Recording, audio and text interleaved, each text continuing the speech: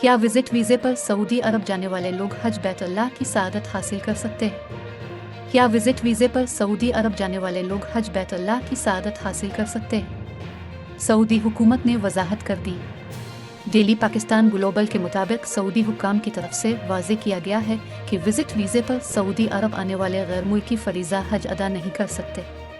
Saudi वजारत हज व उम्र की तरफ से कहा गया है कि विजिट वीज़े के मुतालिक हुकूमती पॉलिसी वाज़े है। इसकी मुद्दत 90 दिन होती है और इस पर हज करने की इजाज़त नहीं होती।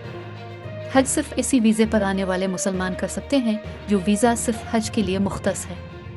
ताहम जो लोग सऊदी अरब के रेगुलर शहरी अकामा होल्डर हैं वो हज कर सकते हैं।